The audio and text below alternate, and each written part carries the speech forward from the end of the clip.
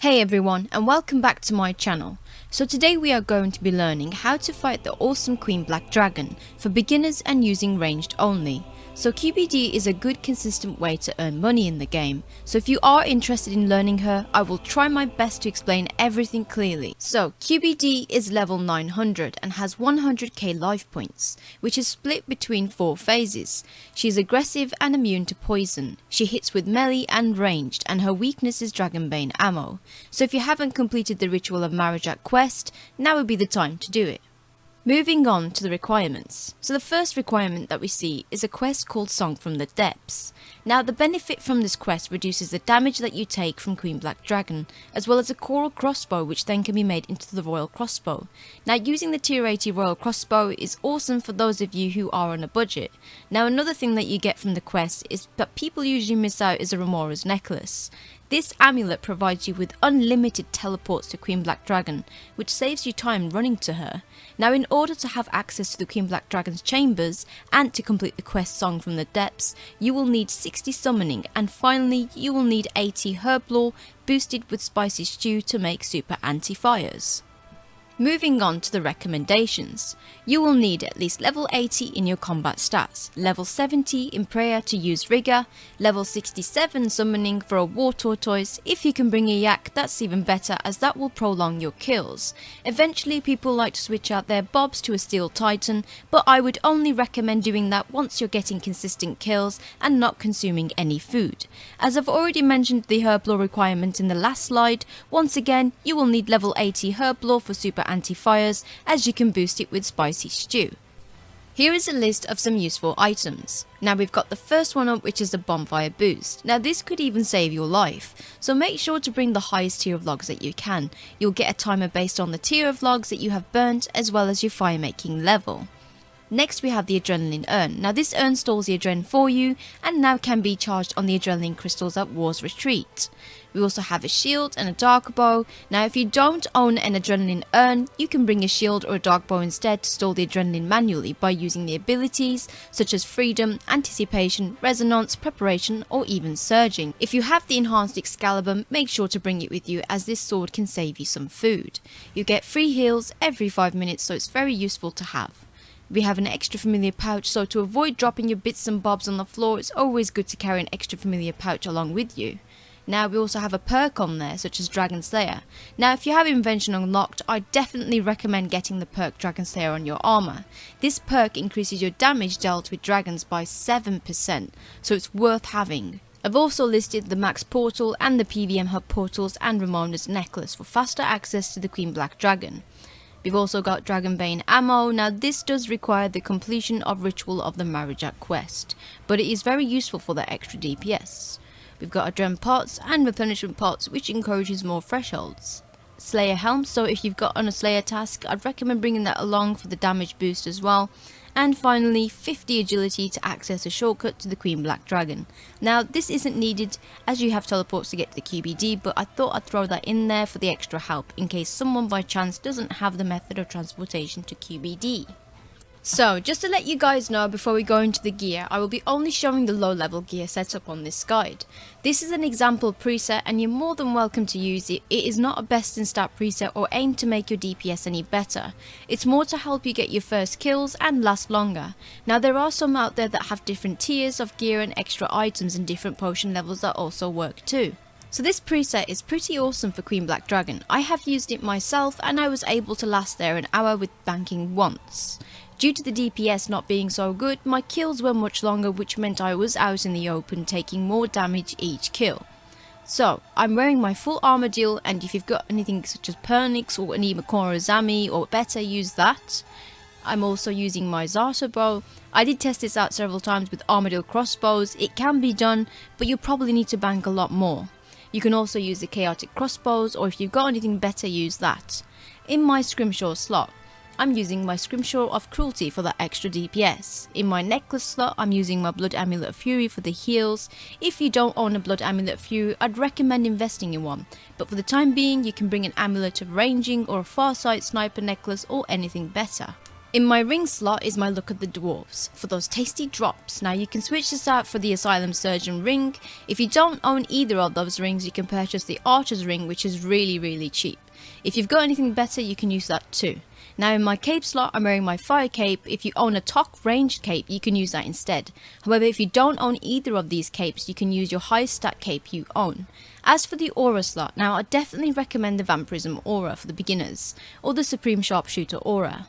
Moving on to the inventory. So I have my Dark Bow and one War Master potion, as I'll be banking at a halfway point. Now you can also opt out for the Grand Raging potion or the super potions. I also have a couple of super prayer renewal pots. You can also just use super restore flasks. I also have my super anti-fire pot for the protection against the Queen Black Dragon and one replenishment pot.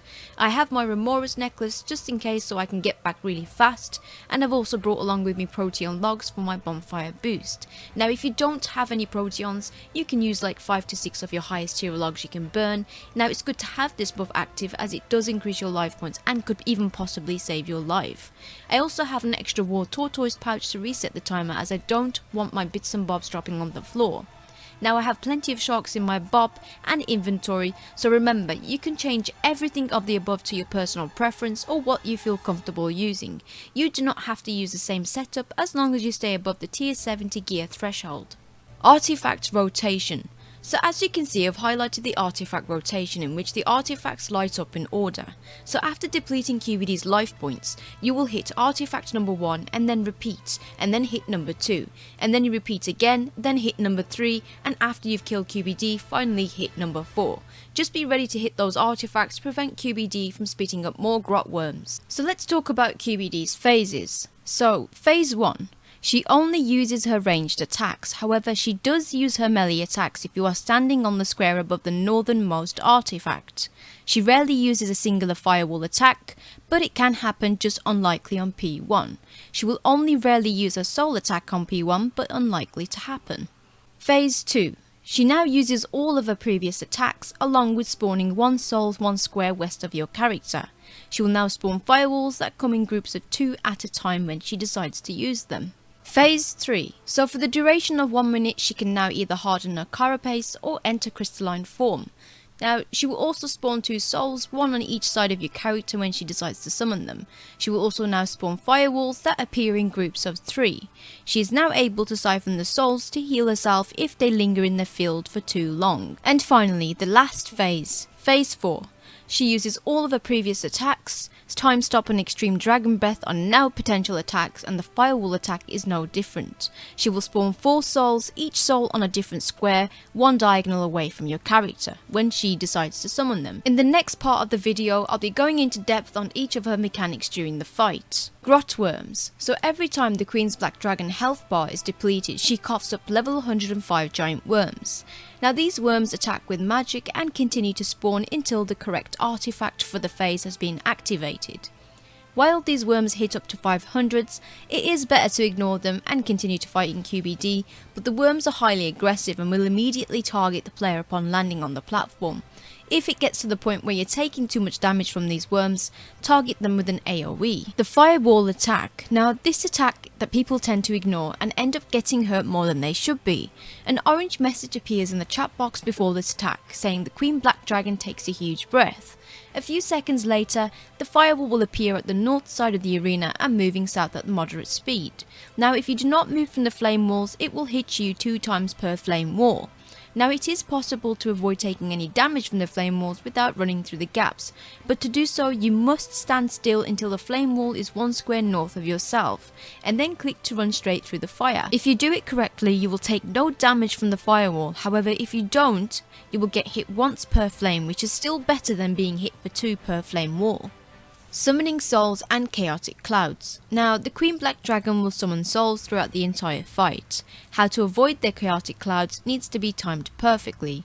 Now the chaotic cloud happens around 1 second after they spawn and just after their spawn animation stops. So if you get 1 soul, run to the square directly behind it, the cloud will spawn on the other side and hit it. If you get 2 souls, same with the 1 soul, run to the square behind either one of the souls, both clouds will hit it. If you get 4 souls, this time you should run diagonally across one of the souls. If done correctly, all 4 clouds will hit it and kill it. Extreme Dragon Breath. Now this is Queen Black Dragon's most extreme dragon fire attack, only used in the final stage. The text appears in a dark orange in your chat box seconds before the move. The Queen Black Dragon gathers the strength to breathe extremely hot flames. Once the attack begins, the damage will depend on how far you are from the Queen Black Dragon's head. Standing in the middle, the first artifact and the two columns of the tiles on either side of the actual platform will deal increased damage. Standing on the sides of the both platforms or in the middle of the water platforms will deal less damage. Also, for those of you who are after the royal crossbow, this is what forges an unforged royal crossbow. So stand in the center next to the central artifact and click the brandish option on the unforged crossbow. You will have to stand next to her at melee ranged or it won't work. Remember that you will need to absorb all 3 hits of the damage, so make sure that you have at least 6k life points before doing so or you will die. If the only goal of the fight is to forge a crossbow, I'd recommend doing this in practice mode instead. So next up we have the crystal form and the carapace hardened form. So I'm going to go through crystal form first and then carapace second. So on phases 3 and 4, the Queen Black Dragon can enter a crystal form. In this state, all magic dealt to her decreases by 25% and she takes 25% more damage from both melee and ranged attacks. Now before this change, you are notified of this in the chat box, with the message saying the Queen Black Dragon takes on the consistency of a crystal, she is more resistant to magic but weaker to physical damage. Next we have the carapace hardened form.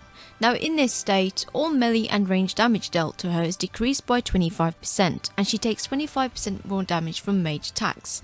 Now before this change, you are also notified of this move in the chat box with the message saying the Queen Black Dragon hardens her carapace and she is more resistant to physical damage but more vulnerable to magic. Time stop. Now the Queen Black Dragon will spawn a single soul which teleports to the edge of the arena.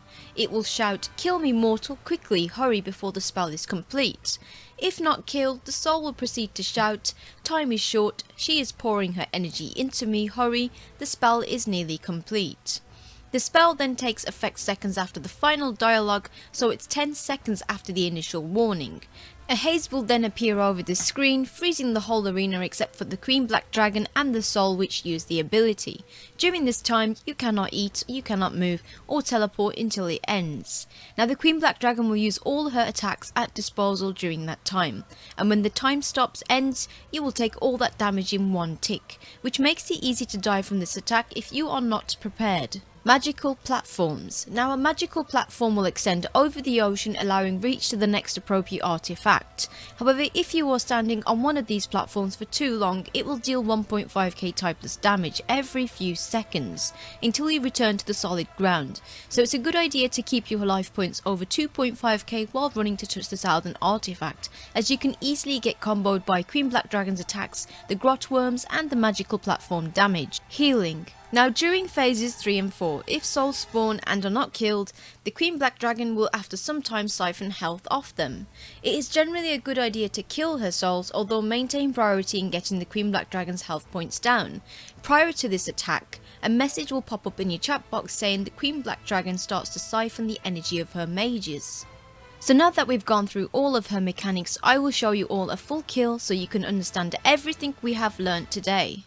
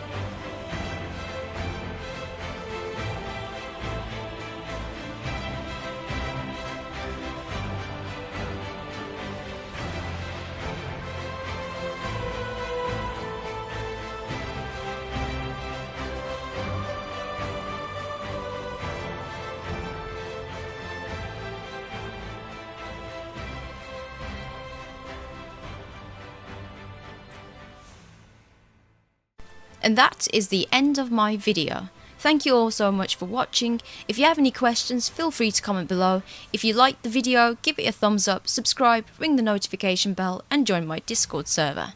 Peace out.